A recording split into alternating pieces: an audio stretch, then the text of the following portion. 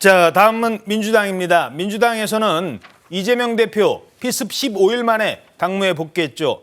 어제 그 당무 복귀 전에 그 국회에 들어가는 첫 일성도 전해드렸었는데 최고위원회의에서 했던 이 말이 아니 굳이 왜 저런 말까지라는 논란을 불러일으키고 있습니다. 법으로 안 되니 펜으로도 안 되니 이거 방송에서는 안 쓰는 말이니까 흉기로 죽이려 한다. 정치가 오히려 죽음의 장이 되고 있는 것 같습니다. 상대를 제거하지 않으면 불안하고 내가 모든 것을 다 가지겠다는 생각 때문에 정치가 전쟁이 되고 있는 것 같습니다. 법으로도 죽여보고 펜으로도 죽여보고 그래도 안 되니 칼로 죽이려고 하지만 결코 죽지 않습니다. 자, 법으로도 안 되고 흉기로도 펜으로도 안 되고 그 다음에는 한 번만 쓰죠. 칼이라뇨. 근데 이게 애초에 원고에도 없었던 말이라고요? 네, 맞습니다. 피습 이후에 15일 만에 복귀한 이재명 대표는 국회에서 열린 최고위원회에서 이 발언을 했는데요. 발언 막바지에 한 말이었습니다. 이 법 펜으로 죽여보고 그래도 안 되니 칼로 죽이려 한다. 이 발언. 사실은 원고에 없던 멘트인데 이 대표가 현장에서 준비한 즉석 발언인 것으로 알려졌습니다. 이날 이재명 대표는 9분 동안의 모두 발언의 절반 이상을 윤석열 정부 비판에 할애했는데요. 또 이번 총선을 두고 정권 심판 선거로 규정을 했습니다. 그러면서 자신의 피습 사건을 정치 대결 구도의 산물로 빗대면서 정치가 죽음의 장이 됐다고 했습니다.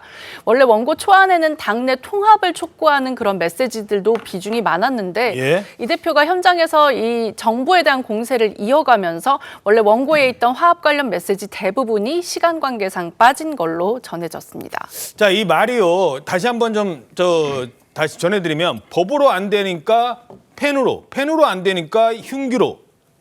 근데 이 맥락을 보면 맥락상 주체가 동일해요. 그러니까 이것도 찔러보고 저것도 찔러보고 마지막에는 흉기까지. 지금 그런 맥락이거든요. 저는 이 말을 듣고 좀 섬뜩하다는 생각을 했어요. 왜 그러냐면은 이재명 대표가 병원에서 퇴원을 하면서 뭐라고 했냐면은 이 상대방을 죽여야 되는 전쟁 같은 정치, 정오의 정치를 청산해야 된다. 내가 앞장서겠다고 이야기를 했습니다. 거기까지는 그럴 수 있다고 쳐요. 내가 앞장서겠다고 이야기했어요. 그런데 지금은 자택에서 치료를 받고 복귀한 첫 마디가 정오를 불러일으키는 거잖아요.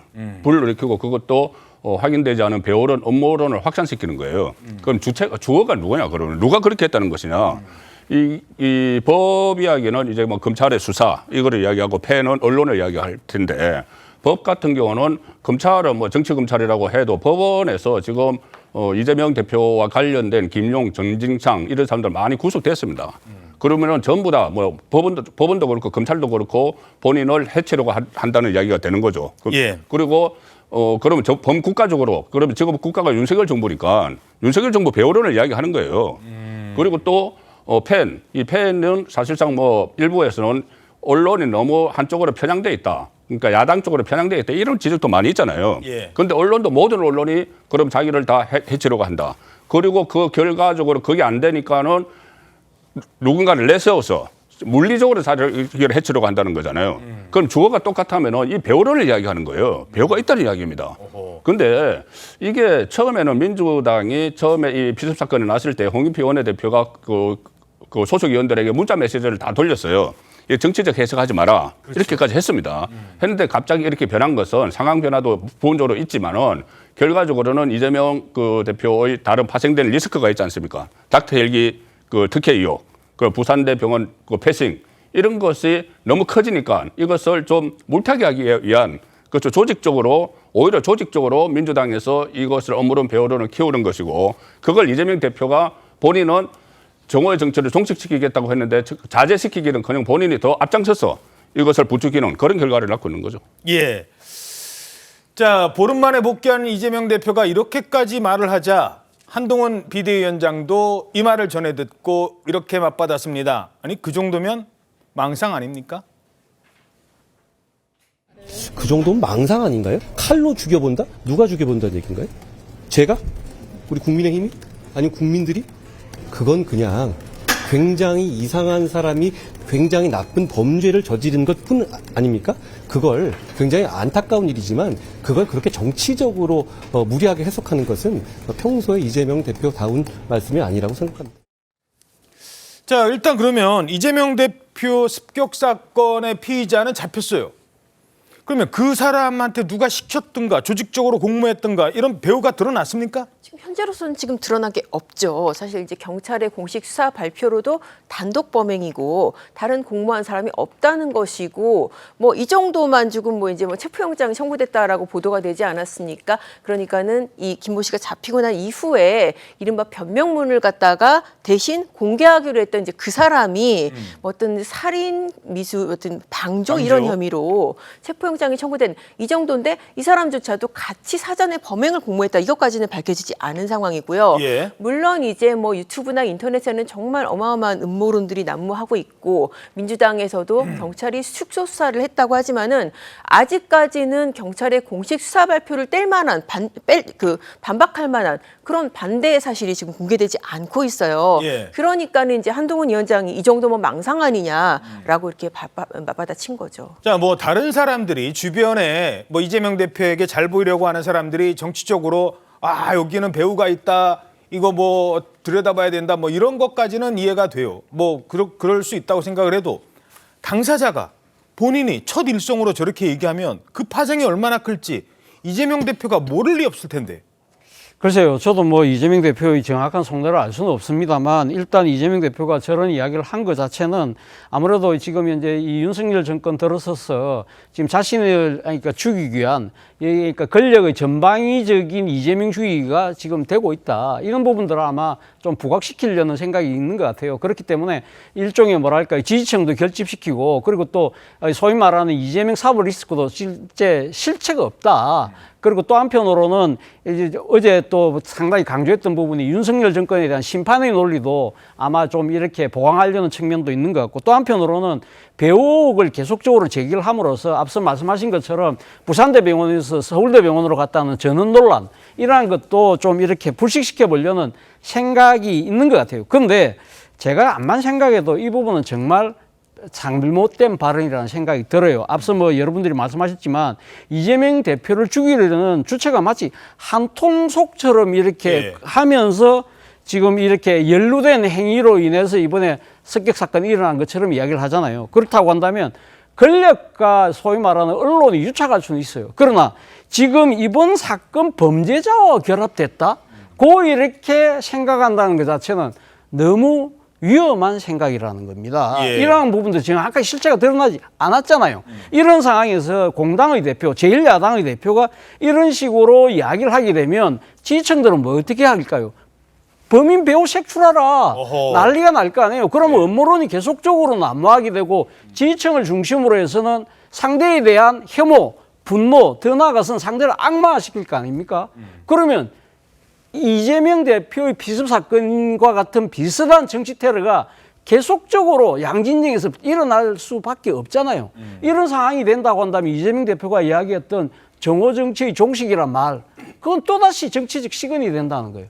그렇기 때문에 제가 봤을 때는 이재명 대표가 어제 그 이야기로서 이번 총선에서는 얻을 표는커녕 많이 잃을 수밖에 없는 잘못된 발언을 했다는 생각이 듭니다. 그러니까 오히려 자신에 대한 뭐 동정 여론을 이 발언 하나로 중도층에 있는 분들이 에이 저건 아니지까지 갈 수 있다는 거군요.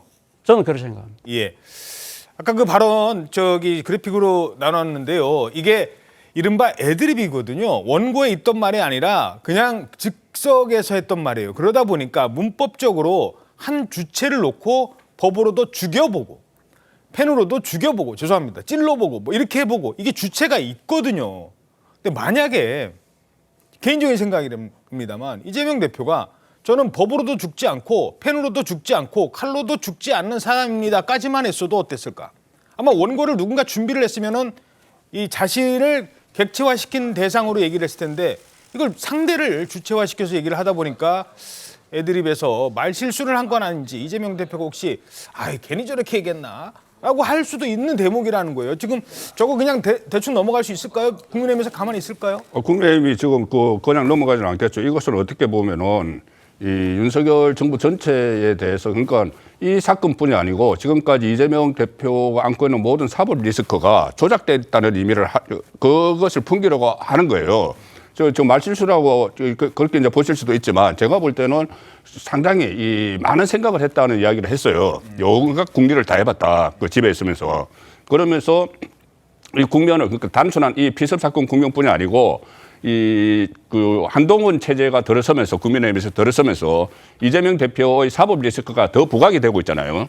또 뭐 심지어 뭐 국민의힘에서 뭐 프레임을 설치하는 거지만 검사 대 피의자, 피고인 이렇게 그러니 이 모든 것을 정치적 탄압이라는 것을 어떻게 한마디로 표현을 할까?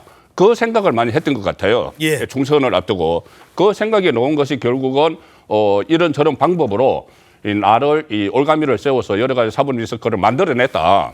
그런데 나는 그게 굴하지 않고 끝까지 가겠다. 이것을 어떻게 국민에게 표현을 할까 첫 마디로 그것을 많이 고민을 했던 것 같아요. 고민했던 말이다. 예, 고민했다가 결국은 저렇게 했는데 너무 과한 말을 한 거죠. 예. 그래서 이제 역풍이 불고 있으니까 아마 그 부분에 대해서는 약간 후회는 하는지 몰라도 저거는 더 단순한 순간의 말실수가 저는 아니라고 봅니다. 기획된 거라고 봅니다. 예.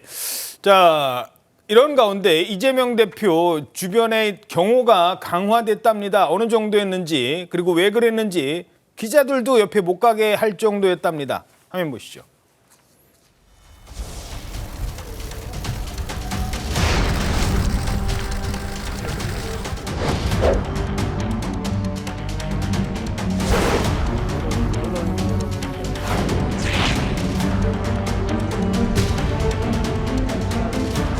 민주당은 좀 더 강화된 신변 안전 조치를 취하도록 하겠습니다.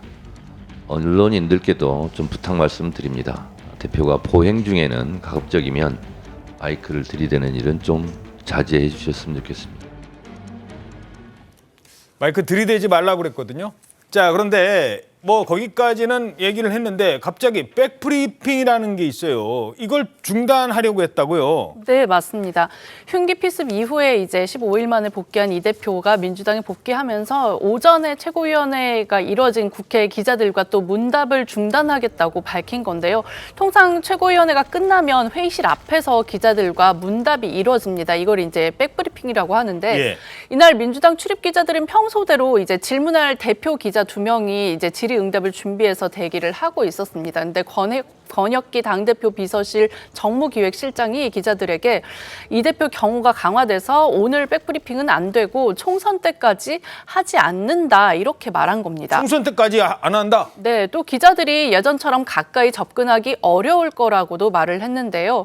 경호 강화를 이유로 들었는데 기자들 사이에서는 사실 이 기자들을 뭔가 잠재적인 범죄자를 취급하고 어허. 피습을 빌미로 취재를 제한하는 것 아니냐 이런 반발도 나왔고요. 또 미디어 오늘에서도 이런 출입 기자들의 반발 인터뷰가 보도되자 민주당은 이재명 대표의 백브리핑을 총선 때까지 중단한다고 밝힌 적은 없다는 입장을 냈습니다. 번복을 하긴 했습니다만 일부. 양 기자 어떻게 보세요? 일단 출입 기자라고는 두 가지로 굉장히 지금 불쾌한 상황이라고 지금 생각이 들어요. 하나는 뭐냐면은 기자들을 갖다가 마치 뭐 유튜버라든지 뭐 이렇게 뭐 때로 모여드는 군중처럼 잠재적인 범죄자가 될 수 있다고 이제 그렇게 취급을 한 거예요. 사실 이게 지금 백브리핑 같은 경우에도 여러 기자들이 한꺼번에 달라붙는 게 아니거든요. 기자단도 원래부터 나름 질서 유지를 위해서 내부적으로 정돈을 합니다. 그래서 여러 기자가 한꺼번에 달라붙지 않게 순서를 정해서 2명 정도만 이렇게 카메라 마이크 든 기자들이 이렇게 옆에서 취재를 하고 그런 방식으로 정리를 해왔었거든요. 그런데 이거를 안전상의 이유로 신분과 어떤 그런 게 확실히 소속이 검증된 기자들을 멀리한다? 이 부분 좀 받아들일 수 없는 부분이고요. 또 하나 조금 불쾌한 지점이 이게 이제 백브리핑 안 한다고 실장이 얘기를 했잖아요. 그래서 예. 기사가 났잖아요. 기사가 나니까 그런 적 없다라고. 없다. 네. 이게 그러면은 앞서서 그 얘기 듣고 보도한 기자들은 이거 뭐 권혁기 헛소리를- 실장 얘기는 뭐가 되냐고. 그러니까요. 그 실장의 실명을 달아서 보도한 기자들은 이거 뭐 가짜 뉴스인가요? 그러니까 그런 측면에서도 이게 처음 뉴스를 한번 방침을 띄워보고 반발이 있으면 아니면 말고 이런 식의 행태가 기자들이 굉장히 싫어하고 불쾌한 행태인데 이 두 가지 측면에서 굉장히 큰 불쾌함을 가져왔다고 생각됩니다. 예. 참고로 그 습격범은요, 기자인 척 접근한 게 아니라 지지자인 척 파란색으로 접근을 했었습니다. 자, 논란이 되는 게 하나 더 있는데요.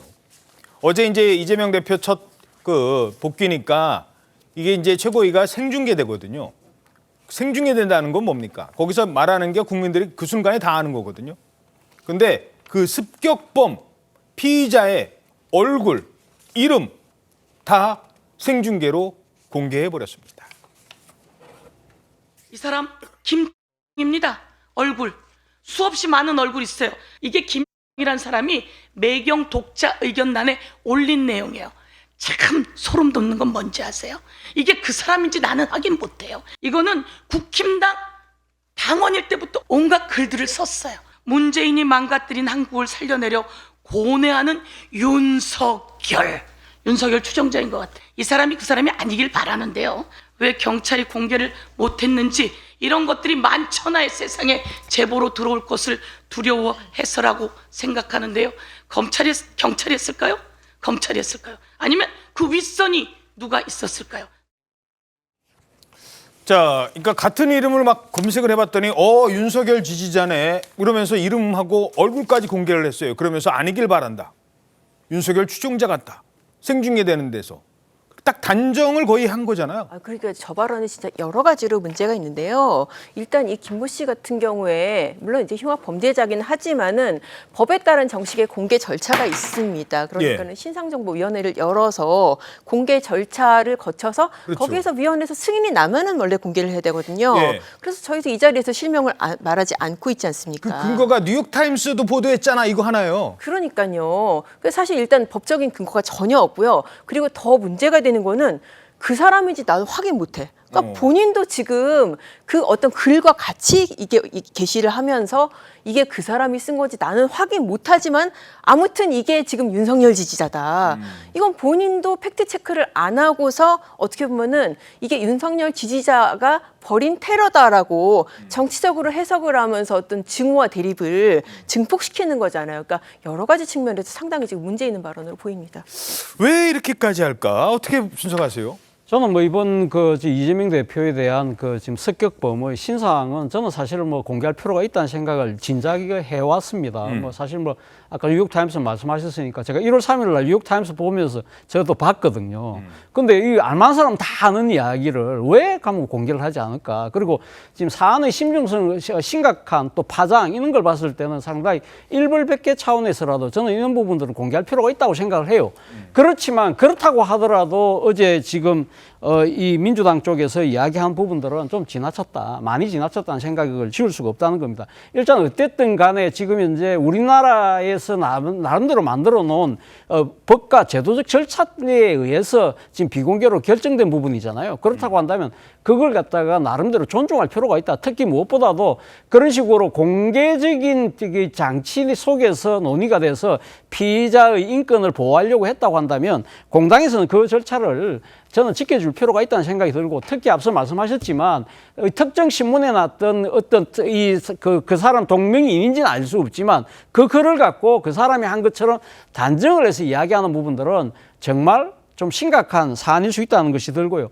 특히 이런 식의 어법을 계속적으로 이런 식의 여러 가지 배우설을 계속적으로 확인되지 않은 사실을 이야기하는 것은 결국은 지금 상대의 진영에 대한 악마 작업이거든요. 이런 부분들은 이 소위 말하는 이 극한적인 대결 정치를 더 심화시킬 수밖에 없다. 이런 부분들이 결국은 민주당한테도 덕이 되지 않는다는 거예요. 예. 무엇보다도 지금 이번에 그 이야기 하신 분이 지금 최고위원이잖아요. 아무래도 그러니까 지금 공천을 앞두고 있기 때문에 나름대로의 선명성, 더 나아가서는 이 지금 대표에 대한 충성 경쟁까지 저는 고려한 것이 아닐까 하는 생각도 듭니다. 예. 자, 그런데 뭐 케네디 암살범 오스카 와일드였죠. 김구 암살범 안두희 그 사람도 어떻게 됐습니까? 이 특정한 정치적 세력이 있는 많은 사람들의 뭐 또 존경을 받거나 뭐 반대하는 사람도 있지만 그런 사람을 암살하면 나중에 뭐 음모론까지 제기됩니다만 그 사람들도 암살이 돼요. 그러니까 정치적으로 내가 뭐 한번 툭 나선다 그러면 너도 당해봐라 이런 게 있기 때문에 이런 경우에는 좀 조심스러울 필요가 있다는 겁니다. 그러니까 이게 그 악순환이 되는 것이죠. 악순환이 돼서 이거 이렇게 되면은 조금 전에 말씀드린 대로 이재명 대표는 이것을 사슬을 끊자고 이야기를 했는데 이걸 오히려 더 부추기고 또 특히 민주당 의원들이 여기서 확인되지 않은 것을 그러니까 이거죠. 만약에 그 서영교 의원이 이야기를 했는데 이 문재인 이 피의자가 그리고 이 동일인인지 모릅니다. 저도 그 언론사 들어가서 찾아봐도 못 찾겠어요. 이거를 어떤 그 어디서 찾는지 모르겠는데 그리고 이 이름이 그 피해자의 이름이 상당히 그렇게 그 드문 이름이 아니에요. 그 동명이인도 많고 했는데 그런데 그걸 이제 그 사람이라고 거의 뭐 다 가정을 해서 이렇게 이야기를 했는데 저렇게 하는 것은 이 이야기가 되는 거죠.